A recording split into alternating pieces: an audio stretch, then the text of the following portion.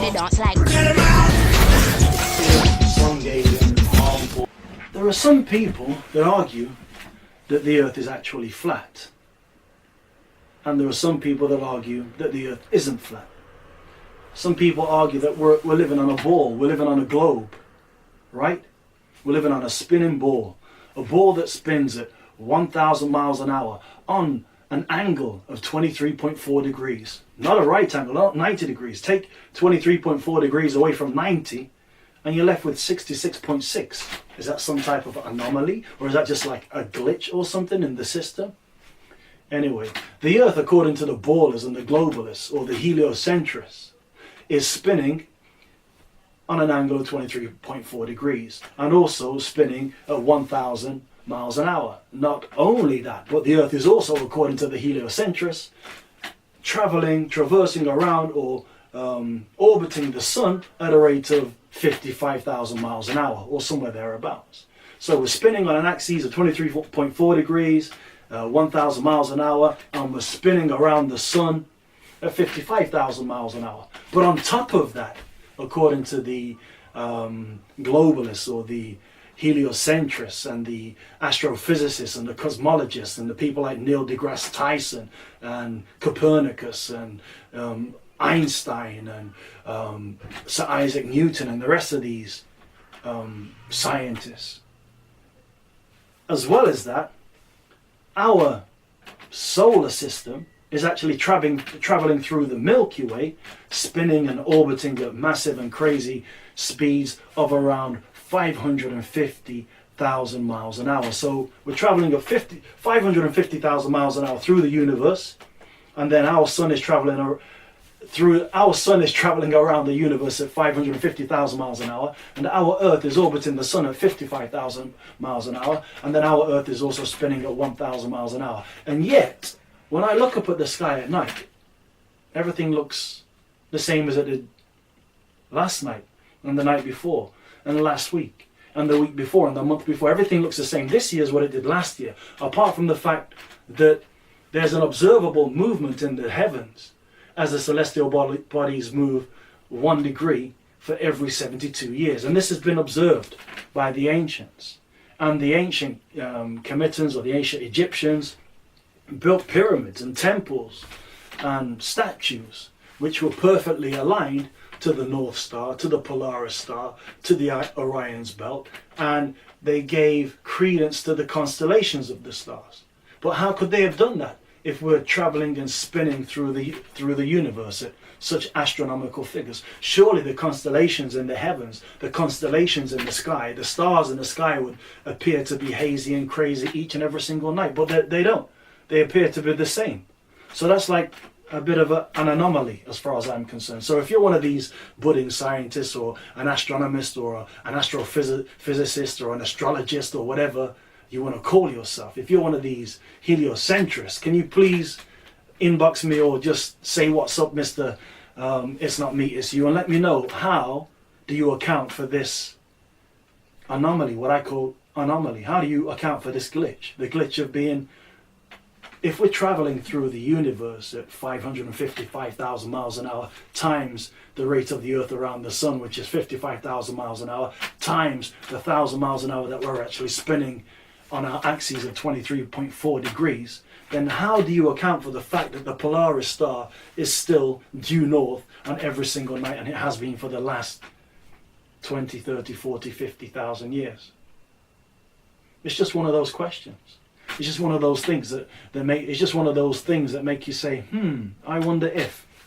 I'm not saying I'm a baller or I'm a flat earther or a flathead or whatever you want to call them. It's up to you whether you're a baller or a flathead. As far as I'm concerned, the earth may well be flat, but philosophically, I remain agnostic purely because of the fact that, hey, for us, black and brown people in the face of the earth, we're still going uphill. We're still fighting a battle going uphill. We're on a Ferris wheel, running against the man, running against the system of white world supremacy. That's the reality. So for us, it's not flat. Even if for you, in your positions of privilege, it is flat. So if it is flat for you, oh, great.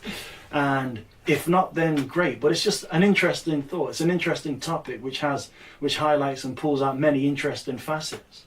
And one of those is, how come the constellations at night always seem to remain the same. Another real basic question, a childhood kind of question, is that, well, hey, look, if we're spinning so violently or so fast, how come we can't feel anything?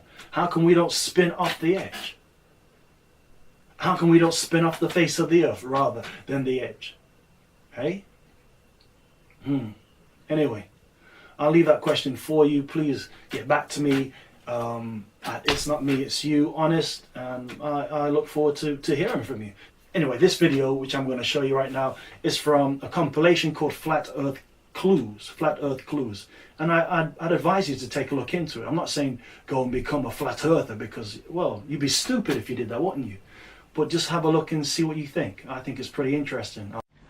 NASA and modern astronomy say the Earth is a giant globe spinning 1,000 miles per hour around its central axis, traveling 67,000 mile per hour circles around the Sun, spiraling 500,000 miles per hour around the Milky Way, while the entire galaxy rockets a ridiculous 670 million miles per hour through the universe, with all of these motions originating from an alleged Big Bang cosmogenic explosion 14 billion years ago.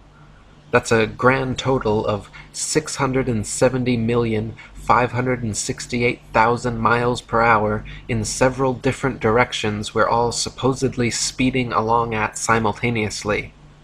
No one has ever seen, felt, heard, measured, or proven such motion, yet the vast majority of people unquestioningly accept that the clearly motionless Earth beneath their feet is actually moving over 600 million miles per hour.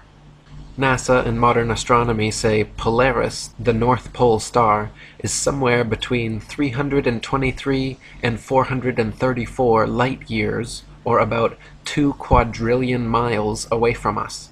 Firstly, note that is between 1.9 quadrillion to 2.6 quadrillion miles, making a difference of over 600 trillion miles. If modern astronomy cannot even agree on the distance to stars within hundreds of trillions of miles, perhaps their science is flawed and their theory needs re-examining.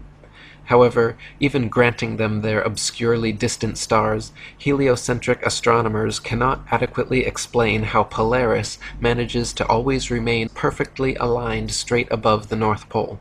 If the globe Earth was really spinning west to east 1,000 miles per hour, orbiting the Sun counterclockwise at 67,000 miles per hour, spiraling around the outer arms of the Milky Way at 500,000 miles per hour, while shooting through the universe at 670 million miles per hour, how is it even conceptually possible that Polaris, 2 quadrillion miles away, day after day, year after year, always maintains its alignment straight above the North Pole? That would mean from 2 quadrillion miles away, Polaris would have to be perfectly mirroring Earth's several simultaneous wobbling, spinning, spiraling, and shooting motions. Polaris would have to be shooting the same direction through the universe at exactly 670 million miles per hour. It would have to be following the same 500,000 mile per hour, 225 million year spiral around the Milky Way, and mirroring the same 67,000 mile per hour, 365-day orbit around our Sun. Or, the Earth is stationary, as common sense and everyday experience testifies. William Carpenter wrote, "It is supposed in the regular course of the Newtonian theory that the Earth is in June about 190 million miles away from its position in December. Now, since we can in middle north latitudes see the North Star on looking out of a window that faces it, and out of the very same corner of the very same pane of glass in the very same window all the year round, it is proof enough for any man in his senses."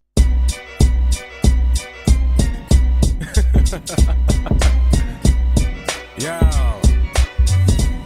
a Black Samurai Brothers of M collaboration featuring like Nemesis, man like Ravage, Shavama La.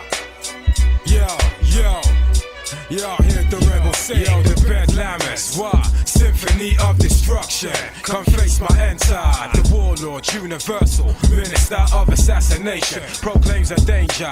The fatal cipher, fury, stalks and seeks. Glory, saga, stories, your defeat. The parable, elegance, salacious. I self-lord, flower, tenacious. All raw mega deaths from dire breath. My gun rolls like karma, be violent. Raw rapids, blow your mind, your batties. Mad hatties, prevail from cipher fatties. Serpents, a minion, I'm idiom from the last dragon. Jewel Dominion, the brain bender, bastard, take the piss out. Mike's I clothe in the robes of Sinisa. This is rap Saduka, murderous, warriors. Let's try, rebel sound, phantasmagoria. This is devastation, annihilation. Your valor. When you see you and I getting together, it is because we have begun to realize that we have a common enemy. And the only time we'll be able to come together with a common objective and a common goal is when we first develop a common motive. And that motive is best developed by recognizing the common enemy.